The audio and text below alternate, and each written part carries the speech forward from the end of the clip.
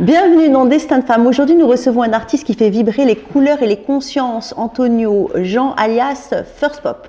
Élevé par une mère seule, marqué par la force de la résilience des femmes, de sa famille, nourri des précieux conseils d'une grand-mère inspirante, Antonio a su transformer ses expériences de vie en une œuvre pleine de lumière, de contraste et d'énergie. Ses créations entre street art, pop culture et hommage à des grandes figures interrogent notre société sur ses fractures, mais aussi sur ses espoirs. Ce soir, il va se livrer dans Destin de femme à cœur ouvert. Nous allons explorer ensemble non seulement son parcours d'artiste, mais aussi son regard sur les femmes qui l'ont façonné, inspiré et accompagné.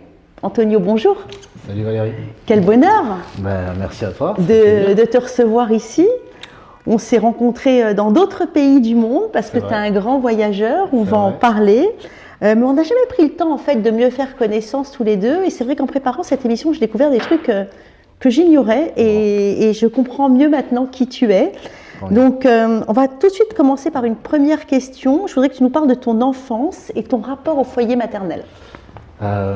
Écoute, mon enfance dans le sud de la France, j'ai grandi dans le sud de la France, à côté d'Avignon, beaucoup de sport, déjà la première rencontre, et puis effectivement maman, toujours présente, toujours là. Ça a été une enfance franchement plutôt très sympa, très douce, début des années 90, donc il n'y avait pas toute cette effervescence aujourd'hui, les crises, tout ça, la vie était simple. C'était vraiment une enfance vraiment sympa et marquée par une éducation, si je puis dire, très antillaise, très spéciale. Et aujourd'hui, avec le recul, j'ai grandi, j'en suis très content et je suis vraiment très heureux de cette... Oui, alors tu es passé très vite sur le sport, il faudrait même dire que tu étais professionnel de tennis. J'aurais aimé être joueur de tennis pro adulte, j'ai malheureusement pas pu, mais c'est vrai que dans ma jeunesse, pendant très longtemps, enfin quand je dis dans ma jeunesse, je suis pas encore très vieux, mais dans mon adolescence, on va dire, jusqu'à mes 18 ans, j'ai beaucoup joué au tennis. Puis après, j'ai basculé sur les études, mais jusqu'à 18 ans, beaucoup joué au tennis. Alors ta grand-mère, elle jouait un rôle particulier, très particulier, surtout quand tu parles de ta vie personnelle, dans ton récit personnel, tu en parles souvent. Quels conseils précieux elle te donnait ? Je pense que elle a eu beaucoup de petits-enfants, ma grand-mère, et donc j'étais loin d'être le premier, loin d'être le dernier, mais elle avait toujours un petit mot pour chacun, et elle essayait toujours de les connaître un peu tous personnellement. Et moi j'ai toujours ce souvenir que, en dehors du sport, quand j'ai repris mes études un peu plus tard et je commençais à devenir un jeune homme dans la vie de tous les jours, elle m'a toujours été très claire et très cash avec moi, avec ce côté cette vie-là, c'est pas pour toi. Ouais, la vie d'artiste, tu veux dire ? Non, la vie conventionnelle, justement classique, puisque j'ai eu ce parcours jusqu'à mes 17-18 ans où j'ambitionnais. Ah, tu veux dire la vie après les études, où tu devais faire de la finance, etc. Exactement. Elle te disait ça, c'est pas pour toi ? En fait, moi, mon parcours de vie rêvée jusqu'à 18-19 ans, c'était de devenir joueur de tennis, si tu veux. Et ça s'est pas fait. Et puis, à un moment, tu joues pendant 2-3 ans encore, et puis tu te cherches et tu vas faire des études. Ouais. Et puis je fais mes études de gestion de patrimoine, et puis je monte mon premier cabinet de courtage assez tôt et tout ça. Et moi, j'étais plutôt assez fier de moi, si tu veux, à l'époque, dans le sens où, voilà, tu marches pas trop mal à l'école, tu couronnes ton diplôme, tu montes ta boîte assez tôt, donc j'étais plutôt bien fier de moi. Et puis tu sais, c'était en plus la génération un peu où on me disait, si vous voulez être bien dans votre vie plus tard, la génération des baby boomers, la banque, assurance, c'est des créneaux qui sont bien. Donc moi, je suis parti dans ce créneau-là, vachement tôt. Et dès le départ, en fait, là où moi, tout le monde était un peu fier de moi, c'était la première à me dire, mais arrête de faire le pingouin, arrête de faire le clown. Elle te disait ça ? Ouais, alors bien sûr, remis dans le contexte avec son âge, forcément, tu vois, avec ses décennies. Mais je me souviens qu'elle avait 80 et quelques années, moi j'en avais, elle me disait, c'est pas toi, c'est pas toi, c'est pas ta vie. Et justement, quelques années plus tard, quand je me suis vraiment lancé dans l'art et qu'on s'est rencontrés justement pour la première fois ailleurs, je me souviens que c'était la première fois que je venais dans ce pays-là, j'avais 30 ans. Et là, elle m'a dit, tu as mis 30 ans à te découvrir, à te trouver. Et elle m'a toujours dit, voilà, je pense que c'est vraiment ton vrai chemin, mais c'est le plus dur. Alors justement, comment tu as fait pour la découvrir, cette passion pour l'art et pour le dessin ? En fait, je pense que ça a toujours été en moi, en fait, depuis tout petit. Et puis, tu sais, je pense que encore une fois, un peu tiré de ma grand-mère, je pense que le plus gros défi de la vie, c'est de trouver quelle est ta vraie vocation, quelle est ta vraie place dans la société, et du coup, quelles sont un peu tes passions, tu vois. Moi, j'ai vite compris très jeune que le mot passion, c'était fort, parce que le tennis, ça représentait tout pour moi. Je m'entraînais énormément, je faisais beaucoup de tournois, je voyageais dans toute la France, un peu l'Europe et tout ça. Et quand je suis venu un peu dans la vie de tous les jours classique, j'ai trouvé ça, le soufflet est redescendu. Et en fait, très rapidement, au début de ma carrière professionnelle, pas artistique, mais on va dire classique, je m'ennuyais et je pensais beaucoup au théâtre, énormément, musique, et forcément, un peu plus tard, c'est venu un peu plus tard, le graffiti. Et puis le graffiti, en fait, c'est le truc qui est venu le plus tard, alors que c'est ce que j'ai fait de... Alors justement, pourquoi ça comme expression artistique? Bah, tu vois, j'ai fait du théâtre un peu de temps au cours Galabru, justement. C'était une super expérience. J'ai adoré cette expérience quand j'étais monté sur Paris. Et je sais pas, le théâtre, j'adorais ça. Et puis un jour, en fait, on était en train de répéter avec des potes, je me rappelle au but de Chaumont, des textes de Molière et tout ça. Et un pote c'était pas, en fait, on était plusieurs à réviser et c'était pas mon tour, donc j'attendais. Et à un moment donné, mon pote, il me dit, mais en fait, c'est pas ça que tu dois faire, c'est graffer. Il me dit, regarde, tu nous as gribouillé tous les trucs. Et quand il m'a dit ça, j'ai eu un flash en me disant, mais c'est vrai que toute ma scolarité, je gribouillais tout. Je faisais des signatures, je faisais tous les mots que j'entendais en cours, je les graffais et tout ça. Et à un moment, un jour en cours de théâtre, ça m'a fait tilt et je me suis dit, j'ai besoin de plus d'action personnelle, c'est-à-dire que je veux incarner en fait mes propres vérités, mes propres mots. Je me retrouvais plus trop dans le théâtre, si tu veux, à jouer du Molière en décalage. On est dans les années 2010, 2020, tu vois. C'était vraiment, pour moi, un petit peu trop décalé. Et à un moment, je me suis dit, mais en fait, le seul média où je peux dire ce que je veux, c'est la musique et l'art, mais sauf que j'ai pas chanté. Donc ça a été très rapide. Donc le choix a été rapide. Ouais, ça a été rapide, mais non, vraiment, je pense que je l'avais depuis tout petit, mais je m'en suis rendu compte super tard. Et ton inspiration, c'est qui? S'il y a un artiste qui t'inspire? Pour moi, par rapport, on va dire, aux origines, parce que je suis d'origine haïtienne et Basquiat aussi, l'année, moi je suis né en 88, je suis mort 2 semaines avant ma naissance. Le premier documentaire sur l'art que j'ai regardé, c'était sur Basquiat, je me souviens, je devais être ado, je savais pas trop qui c'était.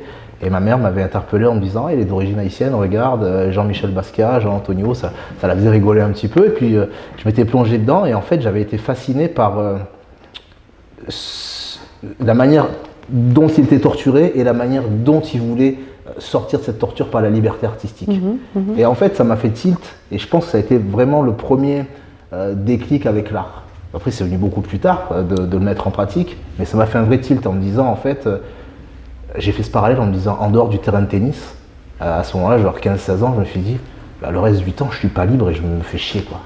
Tu vois, donc en fait, c'était quelque part une liberté de t'exprimer par la peinture. C'est vrai que tu utilises des couleurs très fortes, des couleurs explosives. Comment tu fais quand tu dois créer quelque chose? Dans quel état d'esprit tu es? Est-ce que tu veux faire passer un message? Ou bien est-ce que c'est finalement une idée que tu as sur la société? Qu'est-ce qui te passe par la tête quand tu crées un tableau? Ça, c'est une question à laquelle je réponds souvent. Et je réponds un peu toujours de la même manière en disant que c'est un mix de plein de choses. Un peu comme quand je fais un certificat d'authenticité, je dis mix média parce qu'on fait plein de médias différents sur la toile. Là, c'est pareil. C'est-à-dire que ce qui m'inspire, déjà, ça va être, là pour la thématique par exemple Destin de femme, pour moi c'était assez simple à cibler. Voilà. Alors justement, là on voit derrière toi Simone Veil. Voilà. Pourquoi tu l'as choisie, elle? Pourquoi? Parce que pour moi, si tu veux, je me mets dans... Je voulais un emblème multigénérationnel et je me dis que je suis le pont à l'âge que j'ai entre les plus anciens et les plus jeunes. Et moi, pour les plus jeunes, c'est un peu se relayer ce devoir de mémoire pour ceux qui la connaissent un peu moins et mettre un peu en hommage ceux qui la connaissent un peu plus, les plus anciens, et continuer cette transmission générationnelle parce qu'aujourd'hui, je me rends compte que grâce à l'art, on peut aussi passer des messages mais aussi faire un peu d'histoire. C'est-à-dire que là, je trouve que c'est un super moment de mettre en lumière des personnes qui ont tant oublié c'est la nature humaine, on oublie tous plein de choses et tous plein d'événements.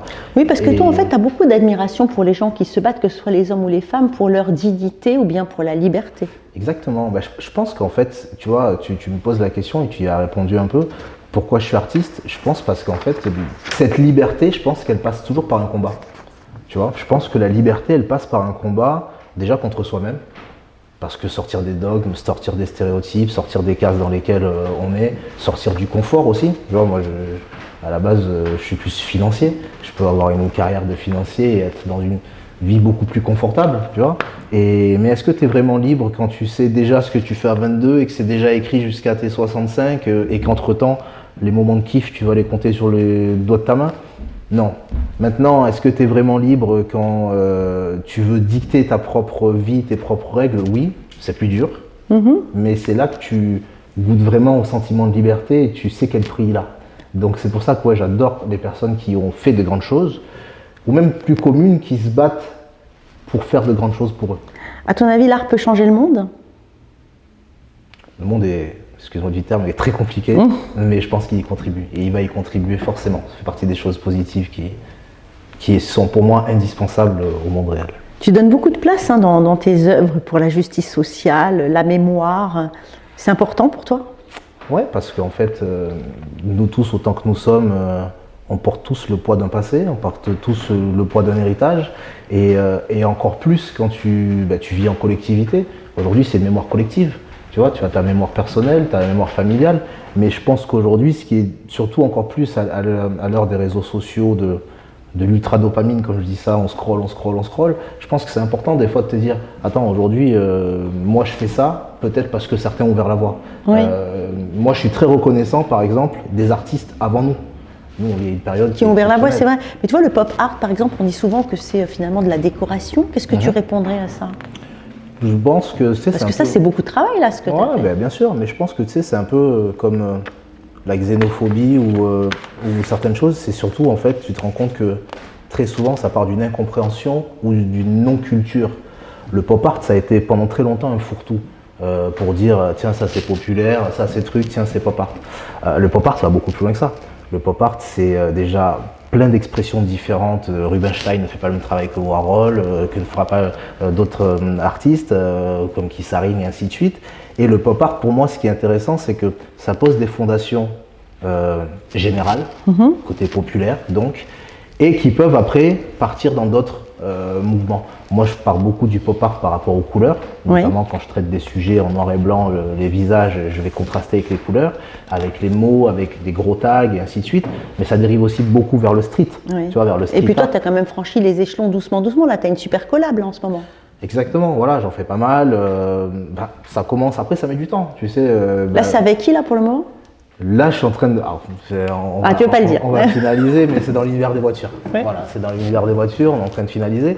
Et voilà, donc j'ai un peu orienté vers la passion du coup des passions automobiles sur l'art, donc j'avance là-dessus en ce moment. Ouais. Bon, en tout cas, merci beaucoup Antonio pour ton grand cœur. Quand on t'a dit est-ce que tu veux nous accompagner dans Destin de Femme, tu nous as dit un grand oui, mais alors tout de suite. Bien sûr. Donc voilà, des œuvres qui sont magnifiques, qui sont là aujourd'hui. Merci d'avoir partagé avec nous ce parcours. Finalement, l'art, la mémoire et la force des femmes se croisent, on l'a vu.